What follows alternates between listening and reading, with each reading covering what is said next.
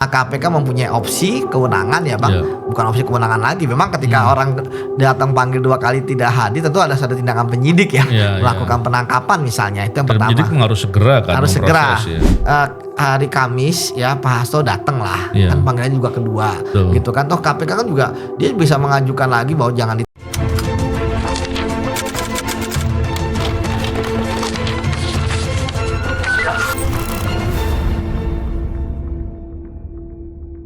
Bismillahirrahmanirrahim. Assalamualaikum warahmatullahi wabarakatuh. Salam integritas. Alhamdulillah kembali berbincang di podcast ini setelah hampir 2 minggu rasanya ya tidak aktif di perekaman kembali. Dan sekarang kita berbincang dengan Yudi Purnomo Harap. Apa kabar Yud? Alhamdulillah baik Bang. Kita mau bicarakan terkait dengan masalah korupsi nih Yud. Oke. Isu-isu belakang ini yang terlewat beberapa Ya. waktu yang lalu menarik untuk dibincangkan kembali ya. Siap. Dan tentunya kita masih hangat ya Ya. terkait dengan putusan pra-peradilan Ya. yang dimohonkan oleh Hasto ya. Ya. Ini satu hal ya dan kemudian yang menarik adalah putusannya tidak dapat diterima. Gitu Ya. ya. Dan yang menjadi persoalan adalah karena 2 sprindik ya atau Ya. 2 penetapan tersangka yang dimohonkan dalam satu putusan dan kemudian hakim memandang bahwa apa itu tidak bisa diterima. Gimana Yudi punya catatan-catatan apa soal pra-peradilan kemarin Yud terkait Hasto? Ya, saya pikir ya memang haknya Hasto ya kemarin mengajukan pra-peradilan dan sidang pun juga sudah berlangsung dan kita masyarakat Indonesia bisa melihat ya secara live di YouTube saya lihat, saya juga beberapa kali menyaksikan gitu ya Bang ya, untuk melihat gimana jalannya ya. Dan kalau kita lihat dalam prosesnya ini kan memang sangat menarik ya, bahwa ada 2 hal yang sangat penting. Yang pertama ya KPK sepertinya memberikan kesempatan lah kepada Hasto untuk melakukan pra-peradilan sekaligus menghormati pengadilan sehingga KPK selama proses pra-peradilan yang pertama ini ya kan dia tidak melakukan suatu tindakan apapun ya terkait dengan kasusnya Hasto ya, termasuk memanggil gitu kan, menahan dan sebagainya. Dan kita melihat dari awal persidangan pun ya permohonan juga disampaikan ya, kemudian dijawab oleh KPK dan kemudian dari pihaknya Hasto mengajukan saksi ada 2, kemudian ada ahli juga, kemudian KPK pun juga mengajukan ahli dan masing-masing kan mengajukan bukti tertulis Bang.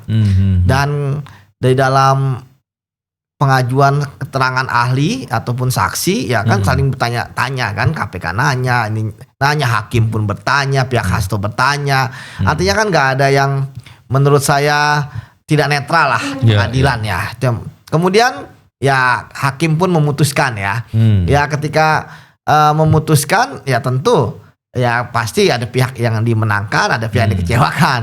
Jadi putusannya kan artinya tidak diterima. Memang kalau kita bicara masalah hukum kan ini obscurable gitu kan, kabur dan sebagainya. Walaupun ya saya juga terkadang kan melihat ini kan yang maju itu kan pengacaranya Hasto ini kan bukan pengacara yang kaleng-kaleng gitu ya. Namanya kan sudah terkenal lah, kita sendiri kan sama Pak Magdir aja kan sudah berapa kali lah ya kan di KPK gitu ya. Kemudian Pak Todung, artinya sebenarnya saya pun juga berharap putusnya tegas, terima atau tolak ya, karena apalagi kan kita melihat bahwa persidangan sudah ini masuknya material adalah material ini ya pra-peradilan ya, bukan materi pokok perkara ya, artinya materi yang dimohonkan ya terkait dengan formilnya itu. Nah kemudian selanjutnya bahwa ketika hakim pun sudah memutuskan bahwa ini NO, ya saya pikir semua pihak harus menerima ya, walaupun kemarin saya lihat kan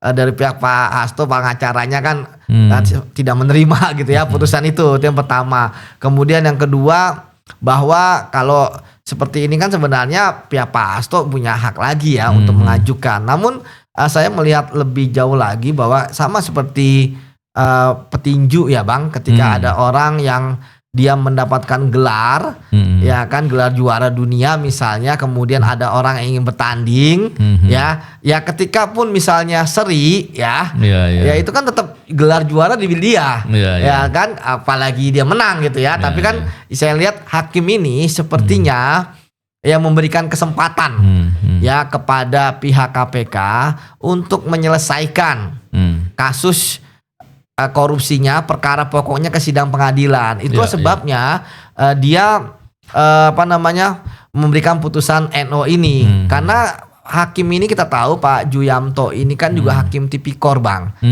Beliau tentu sudah memahami perkara ya, bahwa kemarin emang ada yang menarik ketika KPK bukan hanya menjawab permohonan dari pihak Hasto terkait dengan formil, tetapi juga memberikan jawaban terkait dengan perkara pokoknya, bagaimana perbuatan Hasto di kasus suap, perbuatan Hasto di kasus perintangan penyidikan, dan bahkan kejadian-kejadian yang di luar kasus OTT ya, artinya ketika ada yang di PT IKA dan sebagainya. Terakhir Bang, lengkap semua. Terakhir Bang, bahwa dengan putusan ini setidaknya KPK mempunyai penguatan terkait dengan sprindik yang mereka lakukan, dan ketika pun Pak Hasto mengajukan kembali praper seperti yang sekarang kita lihat, dan dari PN Jaksa pun sudah menyampaikan nanti sidang pertama di tanggal 3 ya, masing-masing sprindik gitu ya. Jadi kemarin kan putusannya adalah tidak boleh ada 2 sprindik dalam satu peradilan, yang satu peradilan yang nanti akan membingungkan hakim gitu. Walaupun bagi saya kan sebenarnya nggak bingung juga gitu kan. Tapi ya sudahlah, hasilnya sudah diputuskan dan kita pun menghormati ya, karena kalau tadi saya katakan sebenarnya saya pengen tegas, terima atau tolak gitu kan. Kalau diterima kan tentu KPK juga bisa menaikkan lagi sprindiknya gitu Bang. Jadi itulah yang terjadi. Artinya sekarang penyidikan KPK tetap sah ya, dan sekarang KPK pun juga sudah memanggil untuk panggilan kemarin tidak hadir gitu ya, akan dipanggil lagi. Tadi saya baca berita hari Kamis untuk panggilan kedua Bang. Jadi statusnya sekarang, statusnya Hasto itu selain dia tetap menjadi tersangka, ada 2 Bang. Pertama dipanggil hari Kamis ya, sebagai tersangka panggilan kedua. Yang kedua pra peradilan dia untuk masing-masing kasus ini, artinya 2 pra peradilan akan dilakukan pada tanggal 3 Maret 2025. Begitu Bang. Ya, menarik sekali ya. Memang kalau kita lihat pra peradilan ya, kalau untuk 2 kasus ya. Ini saya nggak tahu apakah pernah dilakukan pra peradilan untuk 2 kasus digabung apa tidak, saya belum tahu. Tapi memang alasan yang disampaikan oleh hakim ini kan disampaikannya setelah pemeriksaan selesai semuanya ya. Saya nggak ngerti, mungkin hakimnya masih nimbang-nimbang ini gimana ya, tolak nggak ya, akhirnya tolak lagi gitu kan. Atau memang mau diperiksa dulu sebetulnya pembuktian atau persoalannya separah apa gitu. Bisa jadi ya, ini duga-duga. Iya Bang, ya kan kita analisis. Kalau ternyata persoalannya nggak signifikan atau nggak ada permasalahan, akhirnya memang ada masalah di awal, yaitu masalah formil, maka ditolak dengan alasan formil itu. Bisa jadi seperti itu. Tapi terlepas dari itu ya, memang kalau kita lihat kasusnya Hasto ini kan kasus suap ya. Suap yang mestinya suap itu kan pembuktiannya nggak terlalu lama ya. Betul Bang. Dan yang kedua, kasusnya adalah kasus terkait dengan obstruction of justice, menghalang-halangi penyidikan lah gitu ya. Ini juga kasus yang nggak perlu lama gitu. Betul, kan. Bang. Jadi dengan adanya panggilan kemarin, dan ternyata di hari panggilan itu Hasto melalui kuasa hukumnya mengajukan gugatan kembali, permohonan kembali untuk pra peradilan, dan sepertinya dari Pengadilan Negeri Jakarta Selatan itu baru menjadwalkan tanggal 3 Maret ya. 3 Maret. Jadi paling nggak 2 minggu ke depan itu ya. Masih panjang. Belum lagi proses sidangnya kan biasanya kan ada persoalan di awal-awal itu. Memang sih setelah sidangnya berjalan 1 minggu sudah harus ada putusan ya. Betul Bang. Kalau biasanya suka mundur seminggu 2 minggu, paling enggak 3 minggu gitu. Itu masih hampir sebulan setengah lagi gitu. Betul Bang. Jangan-jangan kalau proses perkaranya dijalankan udah selesai itu. Nah itu Bang. Jadi menurut saya kenapa menjadi persoalan lagi dengan masalah formilnya, sedangkan materialnya juga harusnya sudah di penghujung ya. Betul. Jadi saya juga berpandangan mestinya perkara pokoknya segera jalan. Kenapa? Ini menjadi persoalan juga begini. Iya Bang. Dalam upaya permohonan pra peradilan itu seringkali diperiksa secara detail Ya. proses pembuktian yang dimiliki oleh penyidik secara lengkap. Ya. Ini kan sama aja kemudian proses perkara pokok yang dibocorkan di depan gitu. Resikonya apa? Ada resiko kemudian upaya untuk menjauhkan bukti gitu. Ya. Atau Atau mengeliminir pembuktian yang sudah dipersiapkan. Ini bisa jadi permasalahan juga Iya, gitu. Apalagi kemudian sidangnya 2 kali dibahas ya. Iya. Nah, menurut saya memang perkara pokoknya harus cepat ya. Betul. Kalau perkara pokoknya cepat dibahas di sidang, sehingga kita bisa menyelesaikan persoalan ini tanpa ada gaduh-gaduh gitu. Betul Bang. Karena pokoknya adalah bagaimana fakta-fakta yang dibangun dalam pembuktian oleh penyidik dan tentunya nanti oleh penuntut kalau prosesnya di pengadilan itu bisa dibuktikan dengan jelas.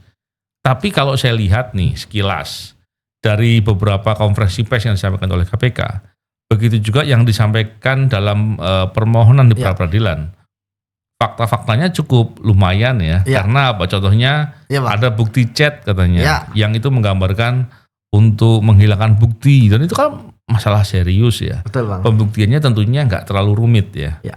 Terkait dengan dugaan suap, itu kan mestinya bukti-buktinya juga sudah pernah diuji di perkara Wahyu Setiawan gitu. Jadi pembuktiannya mestinya nggak terlalu rumit.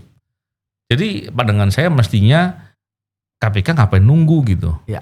Kalau kemarin nunggu oke lah gitu. Tapi kalau yang peradilan kedua ditunggu lagi, menurut saya nggak pas. Betul nggak Yudi kalau pandangan saya begitu? Betul Bang. Jadi istilahnya kalau kita melihat kondisi yang ada, ya, bahwa KPK pun sebenarnya kan sudah memanggil hari Senin kemarin. Artinya kan pasca putusan pra peradilan. Artinya KPK pun mau gerak cepat, dan ketika meminta penundaan karena kasus istilahnya mengajukan pra peradilan lagi, dan KPK pun tidak menerimanya ya, karena buktinya kan panggilan kedua ya, di hari Kamis. Artinya kan ini masih jauh dari sidang praper ya. Artinya KPK juga ingin gerak cepat, karena KPK mempunyai opsi kewenangan ya Bang. Bukan opsi kewenangan lagi. Memang ketika orang datang panggil 2 kali tidak hadir, tentu ada tindakan penyidik ya, melakukan penangkapan misalnya. Itu yang pertama. Penyidik harus segera kan. Harus segera. Ya. Kemudian yang kedua, tadi saya sepakat sekali dengan Abang bahwa sebenarnya kan perbuatannya bersama bukti-buktinya pun sudah disampaikan di sidang praper ya. Artinya kan sebenarnya pihak Hasto pun juga sudah melihat, wah ternyata ini loh nanti antara kutip calon dakwaannya.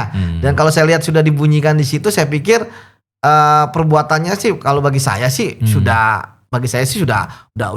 terlihat ya Bang. Jadi dan saya pikir juga tidak akan ada banyak lagi tambahan ya ketika nanti jadi dakwaan ya. Artinya tentu udah tinggal dilimpah saja.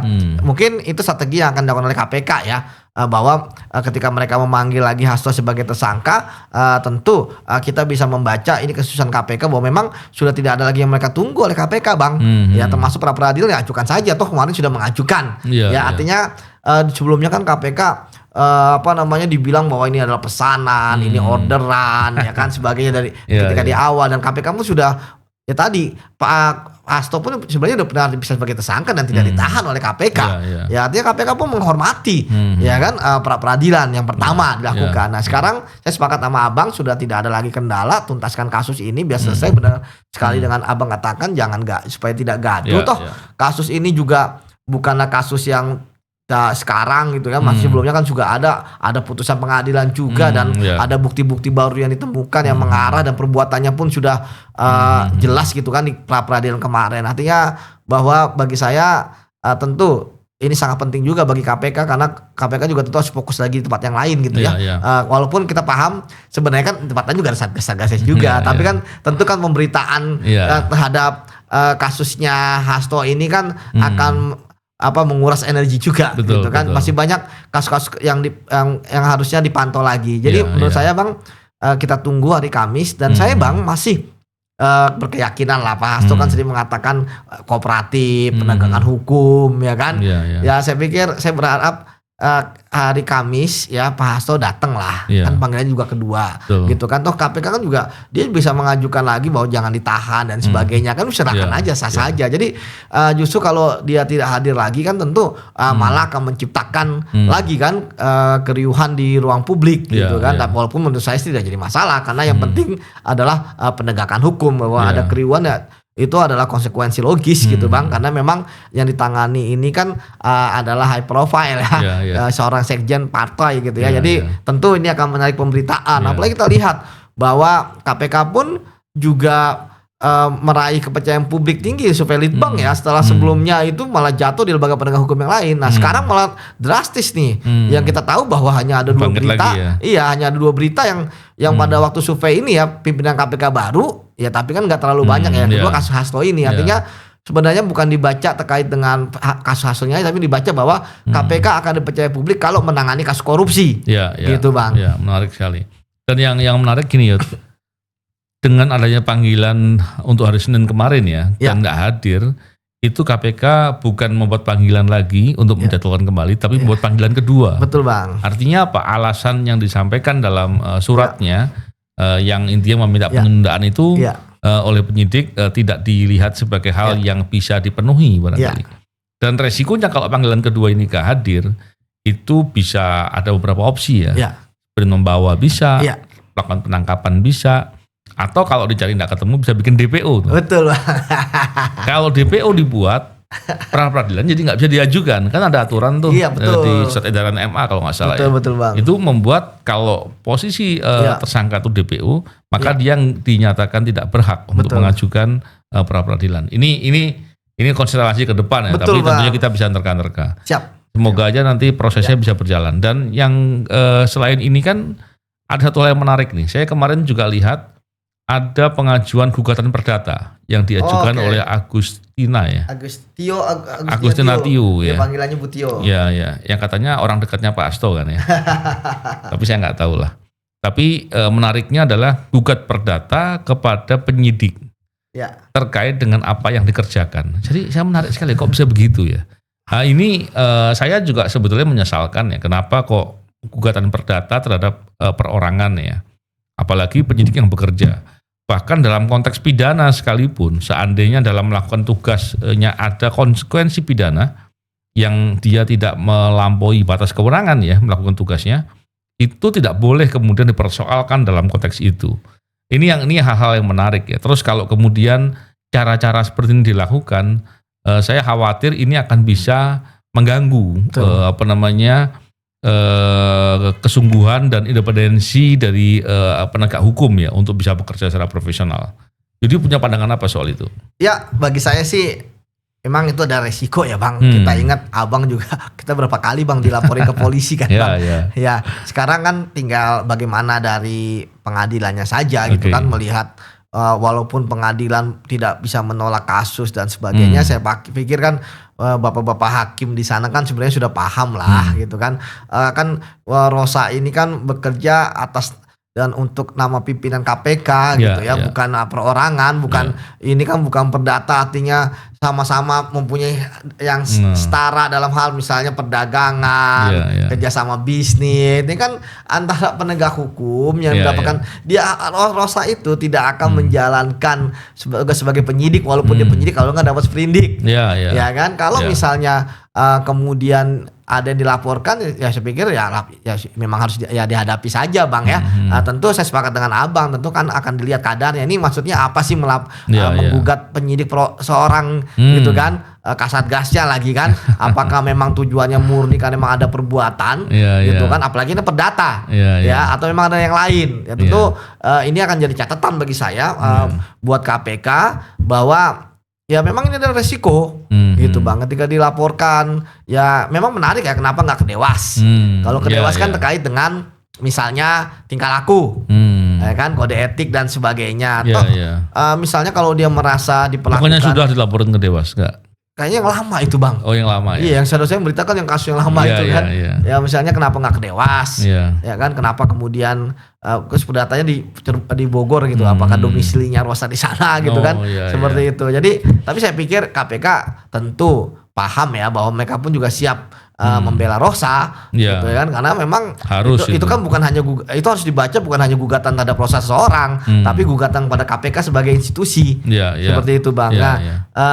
Ya kan kemudian ya tentu ya ini harus dihadapi oleh KPK mau nggak mau suka nggak suka ya, dan tentu KPK sudah mempunyai jawaban ya dari permohonan gugatan yang diajukan oleh Tio ini, dan tapi saya pikir dengan adanya gugatan ini ya setidaknya ya tentu Rosa bagi saya di jalan yang benar gitu kan, mungkin digugat sana gugat sini gitu ya. Yang pertama. Dan Tio ini kalau nggak salah pernah ini ya terlibat dalam kasus ini ya. Iya, dia terpidana juga. Terpidana ya. Ada peluang jadi tersangka di kasus ini di apa namanya obstruction of justice barangkali. Nah mungkin ada kaitan sama itu barangkali ya. Ya nanti kita lihat aja Bang, kan tentu kan ketika ada orang melakukan suatu tindakan hukum kan tentu dia punya analisis ya. Nah, tapi kemudian yang kedua ya saya pikir ya KPK nggak perlu takut lah gitu kan. Saya pikir tadi saya katakan Bang sebenarnya dilaporkan digugat itu kan udah makanan sehari-hari penyidik gitu kan. Kalau nggak ada begitu kayak kita nggak ada makan sayur asam tanpa garam gitu Bang. Jadi ya sudah kita support aja lah kepada Rosa kalau emang jalan benar toh nanti kan bukti-bukti terkait tuduhan pasti akan disampaikan gitu kan, akan terlihat seperti apa gitu kan, apalagi memang gugatannya fantastis ya 2,5 miliar gitu kan. Oh gitu. Iya, saya lihat LKPN-nya Rosa aja nggak sebanyak itu. Bisa bangkrut gitu ya, tapi ya sudah lah ya namanya juga orang gugat, saya gugat abang juga bisa 100M gitu kan. Seperti itu ya. Iya, kita harap tolak urusan lain ya. Iya, tolak lain ya, kita berharap terakhir Bang Pak Hakimnya bisa bertindak adil, misalnya apakah memang itu adalah kompetensi absolut gitu kan, dan kalaupun memprosesnya ya saya pikir ini harus beliau harus membaca bahwa ini bukan sekedar Rosa sebagai perorangan gitu kan, tapi sebagai penyidik di KPK yang menjalankan tugas ya demi bangsa dan negara untuk memberantas korupsi begitu Bang. Ya, menarik sekali. Dan kalau kita lihat soal pemberantasan korupsi ini kan beberapa kali di di forum-forum resmi Pak Presiden Pak Prabowo ya itu kan menyampaikan soal pemberantasan korupsi yang diharapkan bisa bekerja dengan optimal. Dengan sungguh-sungguh bahkan keras dalam banyak hal. Ini menarik menurut saya, dan ini bisa tercermin juga mungkin, saya nggak tahu ada kaitan apa tidak ya, tapi dalam putusan perkara Harvey Muiz nih dari yang sebelumnya 6 tahun ya Bang. Di pengadilan negeri dan pengadilan tinggi mengubah menjadi 20 tahun padahal tuntutan jaksanya cuma 13 tahun kalau nggak salah ya. Ini kan menarik sekali nih. Diputus maksimal tuh 20 tahun. Yudi punya catatan apa soal kasus Harvey Muiz ini? Ya memang minggu ini ada 2 kasus ya Bang. Hasto sama Harvey Muiz ya. Harvey Muiz sangat menarik Bang putusannya, bahwa sebelumnya saya ingat bahwa kita pun bersuara keras ya, kok bisa orang korupsi dalam kasus kerugian keuangan negara 300 triliun kurang lebih ya, hanya dihukum 6,5 tahun, hanya mengembalikan 210 miliar, kemudian juga dianggap bukan pelaku utama, kemudian dia berlakuan baik, sopan gitu kan. Sementara ancaman hukuman jaksa itu kan 12 tahun Bang. Nah dari sini tuntutan jaksa 12 tahun. Nah dari sini tentu kan itu setengah lebih dikit lah ya, dari 6,5, dan kemudian akhirnya jaksa tentu kan wajib kasasi, wajib banding ya, wajib banding karena hukumannya di bawah 2/3 ya. Dan ketika jaksa banding, saya pikir ya salut juga lah ya dengan teman-teman jaksa, ya, mungkin di dalam memori bandingnya mampu membuktikan ya, bahkan bukan hanya tuntutan mereka yang diakui, bahkan lebih Bang. Jadi vonisnya di pengadilan tinggi itu 20 tahun. Ya artinya 8 tahun lebih tinggi dari tuntutan dan 13,5 tahun lebih tinggi dari vonis penjara awal. Dan ada tambahan yang menarik Bang, 420 miliar, artinya 2 kali lipat uang penggantinya. Uang penggantinya. Iya, ini kan sangat penting gitu ya. Wah, kalau udah 10 miliar masih ada 20 miliar gitu, foya-foya itu gua penjara kalau misalnya putusannya seperti yang lalu kan. Kemudian yang kedua ya pelaku utama. Iya kan, dianggap pelaku utama. Iya, pelaku utama. Ya karena saya baca berkasnya, baca berita di ini aja saya bisa yakin wah dia pelaku utama nih, karena dia emang yang mengelola uang gitu kan. Dan 420 miliar loh Bang. Iya kan, bukan yang kaleng-kaleng gitu ya. Ya, dan kemudian info terakhir katanya mau kasasi ya pihaknya Harvey ya, dan kita itu emang haknya ya. Namun ya kita berharap bahwa setidaknya hukuman maksimal penjara ya Bang yang ada angkanya ya. Pasal 2 pasal 3 emang 20 tahun. Tapi sebenarnya ada hukuman ancaman lebih tinggi seumur hidup. Dan Abang pun pernah waktu itu di kasus Abang Akil ya seumur hidup ya. Udah lama juga kita nggak ada hukuman seumur hidup ya. Ini artinya kalau 20 tahun setidaknya kalau saya Bang ya itu kan nanti dapat remisi, dapat ini. Saya pernah ada 2/3 kan nggak nyampe 12 tahun, 13 tahun udah apalagi dipotong remisi kan sudah bebas gitu ya, artinya nggak full juga, lebih baik seumur hidup. Karena tadi yang menarik adalah putusan pengadilan tinggi kan perbuatannya menyakiti hati rakyat. Nah itu ada seperti bagus juga tuh Bang. Saya baca di buku menyakiti hati rakyat ya, artinya benar, walaupun sebenarnya ada opsi lain ya yang masalah kasus timah ini di pasal 2 pasal 3 itu kan ketika ada hukuman mati ya, tapi death penalti itu kan ketika misalnya dalam keadaan krisis moneter, perang, bencana. Jadi menurut saya oke lah, nggak masuk gitu ya. Tapi kan seumur hidup itu ada penting, makanya kita harus kawal ini Bang, karena kita ingat kasus ini kan bukan Harvey Muiz sendiri, ada temannya juga satu, saya lupa namanya siapa yang perempuan itu, kemudian juga beberapa kepala dinas, kemudian beberapa direktur direktur di PT Timah, kena juga beberapa direktur, ada 4 atau 5 itu kan. Saya dapat informasi juga ada pejabat di Kementerian SDM juga. Sekarang sedang berproses seperti juga dan jadi tapi kan ini bukan akhir segalanya Bang. Betul. Ini masih banding dan kita punya banyak pengalaman bahwa putusan banding tapi di kasasi nggak oke.